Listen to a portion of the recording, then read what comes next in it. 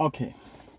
Now, this is something very, very important to me and very, very dear to my heart because it's, if not the biggest, but one of the top biggest challenges that that I've seen people have with regards to dealing with some of these foreign institutions and these relocation stuff. Okay, now this, as I have learned, is for those that already have their QTS. I know that there are some teachers, especially, yes, teachers who did mathematics and they did science and they have applied for their QTS and they've had it. They have their QTS, especially in England. It also goes, both ways. If you're already here in the UK and you have your QTS, whether in Wales or Scotland or in England, and you are looking for a job, or you are in your home country and you have your QTS in England or Scotland and you are also looking for a job, this is for you. You see, the challenge is that, especially, let me take Ghana for instance. You know that when students graduate from the nursery school or from the teaching school, when they graduate, when we graduate, like mostly, we don't go through much scrutiny. We don't go through applying for a job and going on interview and maybe teaching for them to assess your teaching before they take, before they even consider giving you the role and stuff. We don't go through much of this scrutiny. So most of us don't have much experience in looking for a job or how to impress at an interview. And I say this, this goes to those in the nursing profession and those in the teaching profession, especially using Ghana as a case study, because I've been through that process. I've been a teacher in Ghana for 16 years. I know that I didn't, apply for the job or go through any interview or anything of sort. As soon as I graduated from the training college, then I was posted to my station, just like, we do with teachers and nurses and stuff. So when things change like this, where we have to start looking for a job, where we have to actually write something about ourselves to impress a potential employer, it becomes quite challenging. So you see here, and depending if you are on any of these third-party websites, job search websites like Indeed, like LinkedIn, or maybe carehome.co.uk for the nurses, and all these other, like it's then that you have to draft a comprehensive and efficient CV for yourself, you know.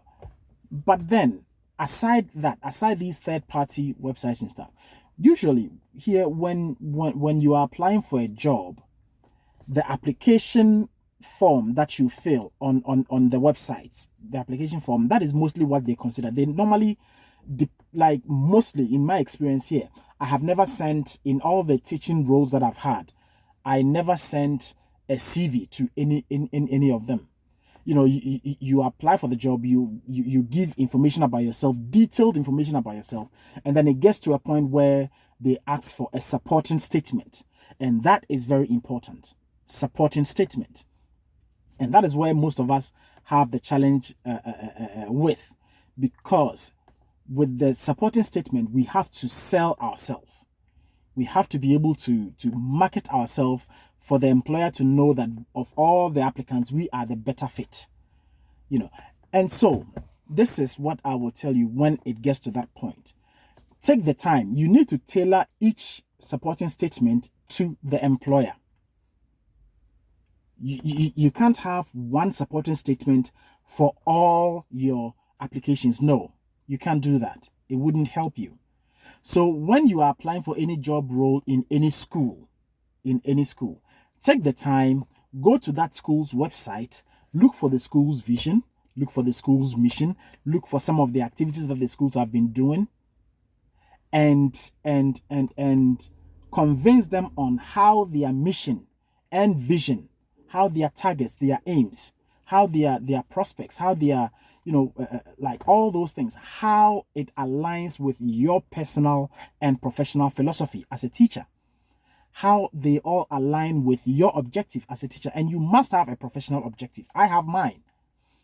What made me a teacher? Why do I want to be a teacher? Why did I get into teaching? Because I want to do this, because I want to be this person, because you have to have your professional objective as a teacher. And it has to be stated in all of these supporting statements. So you have to tailor them in such a way that visit the school, have time, visit that school's website and know more about the school and tell them how their vision and their mission aligns with your personal and professional philosophy as a teacher. That helps. And then again, in all the applications, they have job description files. They have, you see documents. Sometimes it's PDF, sometimes it's Word document. You see job description, and then you see person specification. You need to go through them in detail. Don't leave any stone unturned. Go through them in detail. Look for the job description, and in your supporting statement, write how you can perform those duties as described in the job description. In the person specification, all the things that they are looking for in a potential employee, you have to know what it states there and then convince them as to how or why you think you fit that person specification in there. So this is what I wanted to let those of you that already have your QTS, this is what I wanted you to know. That these are some of the things that we can do to sort of convince a potential employer to pick us over others.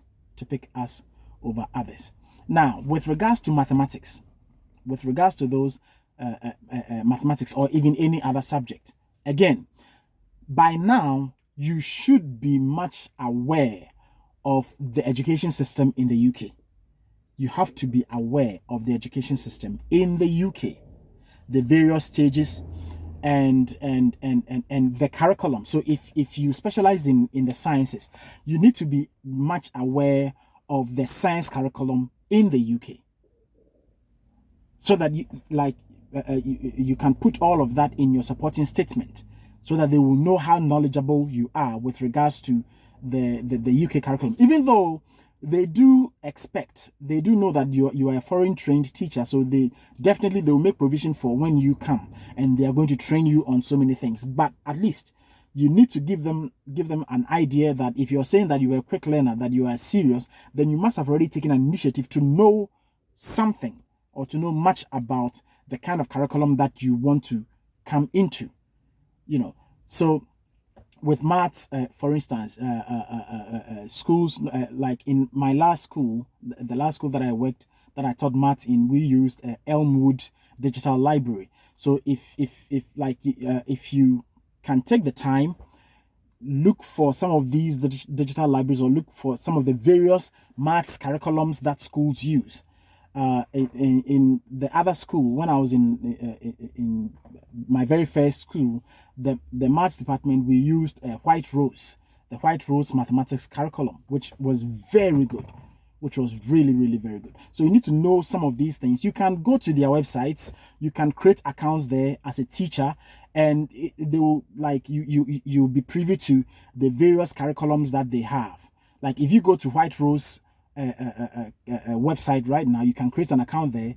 You can see the various topics, maths topics that is involved in their curriculum at each stage, from year 7 to year 8 to year 9, year 10, year 11. You can look at all the topics there and even be abreast with it. You can start learning more and more about those topics, and yeah, it helps. So when you are talking to them, even whether in an interview or in a supporting statement, you need to create the impression, not just an impression. It has to be real. It has to be true, that you know what you're talking about, that you have actually taken a leap forward to even know or learn about the UK education system and the kind of curriculums that they run with respect to the subject that you are applying for. You need to know all these things, and it helps. It helps if you really want to really bag a job employment here in the UK, if you already have your QTS. So these are some of the very important things that you need to take notice of. In good time, I would share with you on, I think, maybe on the Facebook page, or maybe on my Instagram page. On the Facebook page, you can find me, Kwame on the Move. And I think I will share copies, or a copy of supporting statements that I have used before. Like I said, they were all tailored to the employer that I was applying to. So I can share maybe a sample of it with you, and then you can take a look at it and see exactly what I'm talking about. And you can take some cues from it, and you can draft your supporting statement accordingly. So thank you. I'll see you again. There is more that I would that I do intend to share with you. So just stay tuned, like and follow to keep the algorithm going to share with your friends and colleagues, especially my friends and colleagues in the teaching service. You can share with them, and this is a good opportunity. They do need the teachers. They do need them. They need them day in, day out. They keep quitting and they keep resigning. So they do need the teachers, especially in the sciences and in maths and in the foreign languages. So if you do have a specialty in any of these subjects, then this is a great opportunity for you to explore your horizons, and then just learn more about the world and stuff. So I'll see you again in the next video. Peace.